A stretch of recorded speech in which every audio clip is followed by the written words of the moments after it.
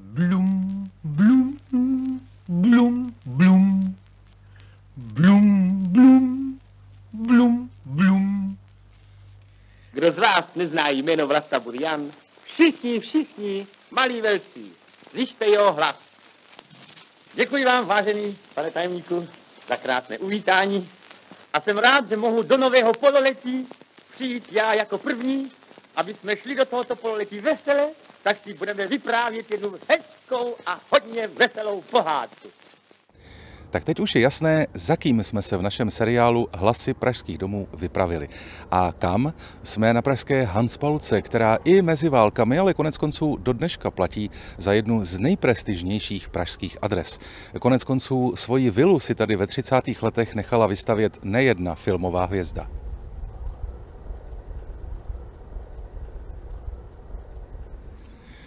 Vlasta Burian byl v meziválečném rozhlase docela častým hostem. Byl známý, všichni ho měli rádi, dokonce si myslím, že kdyby už tenkrát existovaly nějaké lajky na sociálních sítích, takže by to, co bylo zveřejněno, vždycky Vlasta Burian rozboural. Nicméně nevím, jak moc lajků měl u svých rozhlasových kolegů, protože on, jak je psáno v jednom z vysílacích protokolů ze 30. let, někdy přišel na vysílání pozdě a dokonce se tam píše, že byl nepřipraven, improvizoval a bylo to znát. Nevím, jestli je to případ i pohádky z roku 1936, kterou Vlasta Burian v rozhlase vyprávěl dětem. Mění hlasy, vymýšlí si, nevím, jestli to čte, to se dneska už nikde zjistit nedá, imituje různé zvuky. Ta pohádka se odehrává v horkém létě, to my teda při našem natáčení tady u jeho vily k dispozici nemáme, ale přesto kousek pohádky si poslechneme a my se mezi tím trošku kolem té vily porozhlédneme. Ležel jsem ve vysoké trávě na břehu řeky a díval jsem se do nebe. Bylo modré, ani mráčku na něm nebylo. Kolem bylo hluboké ticho, jen mouchy a včeličky bzučely.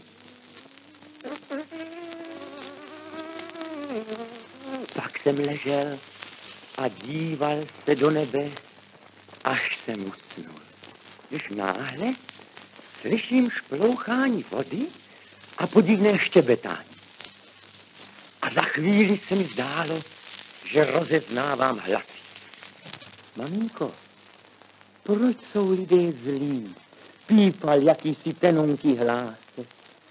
Nevím proč, ale jsou zlí a musíme se mít před nimi na pozoru, odpovídal ze široka hluboký, rozkřaplý hlas. A pojďte už z té vody, vyhřejeme se trochu na sluníčku. A z řeky vylezla stará husa s 5 malými housátky. Byla to divoká husa. Usadila se do vysoké trávy na břehu, housátka se seskupila kolem ní a všechny jali se spokojeně okusovati šťavnatá stébla trávy. Dobrý odpoledne, kmotře, volala hned vstříc přicházejícím. To nám to sluníčko pěkně připaluje, co? Čáp, který vážně a vznešeně přicházel po louce, pohlédl na husu trochu zvysoka, pokýval hlavou na pozdrav a odpověděl jen bručivým. A zaklepal svým dlouhým zobákem.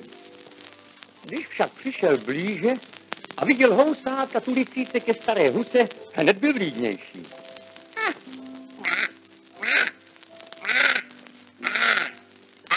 To jsou krásné dětičky, paní kmotra, spustil nadšeně.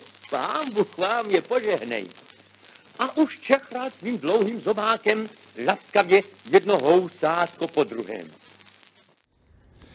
Zatímco v roce 1936 vyprávěl Vlasta Burian v rozhlase dětem pohádku, už se nepochybně doslova rýsovaly plány na tuhletu vilu, která byla postavena 1937.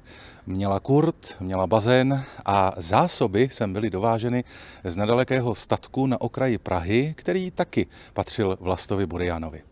No a uplynul vlastně jenom rok, překulil se Mnichov se svou krizí, se svou mobilizací a demobilizací.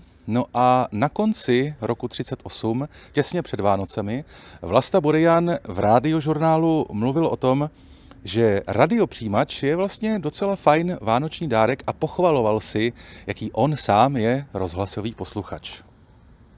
Možná, že tomu nebudete chtít věřit, ale musím vám co nejdříve prozradit, že dneska tady vysílám na černo. Nikdo o tom neví, že jsem se sem vklouznul, tak jak se řekne pokradnu a řekl jsem si, musíš využít a promluvíš si tady s posluchači a s posluchačkami taky jednou o rádiu a radiožurnálu vůbec. Musím vám nejdřív říct, že jsem velký rádiový fanda a že vám mohu ze své vlastní zkušenosti lecos prozradit. Své rady čerpám, tedy upřímně řečeno z vlastní praxe. Chci nejprve pronést si několik výstižných slov o anténě.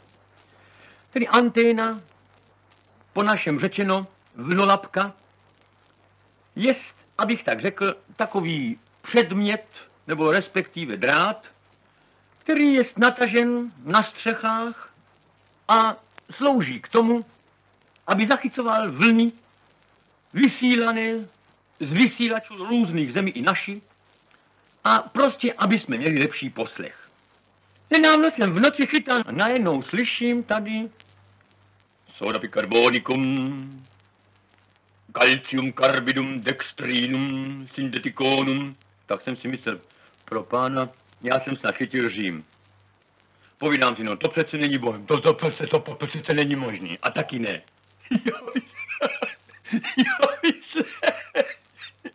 Já myslím, že jsem chytil Řím a on zatím vedle nás kvartíl se učí drogista do krámu. On byl nějaký učeník nebo co a on se učil do krámu ty různý Potom jsem samozřejmě nadával na Radiožurnál. Pač to je vždycky nejlepší. Když se něco nepovede, tak se zkrátka vynadá Radiožurnálu. Za druhé světové války nevznikla v pražském rozhlase žádná nahrávka s Vlastou Burianem, která by se dochovala. Mluví se třeba o skeči Hvězdy nad Baltimorem, kde si autoři dělali legraci z londýnské exilové vlády, z Jana Masaryka, z Edvarda Beneše, ale nahrávka se nedochovala, takže to si poslechnout nemůžeme. Nicméně zprávy o tom, že Vlasta Burian se stýkal s nacisty, ta dolehla až za oceán k Jiřímu Voskovcovi a Janu Verichovi. A ti ve svém krátkovlném vysílání si Vlastu Buriana, krále komiků, vzali na paškál opravdu hodně tvrdě. Byl fotbalista, Spartan slávista, potom tenista, dnes je nacista. Na koni sedí, šlechty si hledí, sláva mu medí, tak je fašista.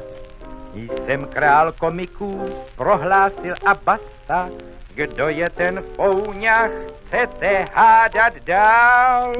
To bude jistě Burian Vlasta, veliká krysa a komiků král.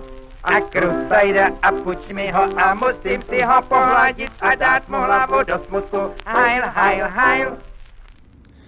Nebyla to pravda, jak dneska víme. Stejně jako se Jiří Voskovec a Jan Verich pletli v tom, že Hácha je Hitlera brácha. Jenomže Vlastovi Burianovi to nebylo nic platné. Byl obviněn z kolaborace, byl uvězněn, nesměl vystupovat a v 50. letech mu i tahleta vila byla zabavena.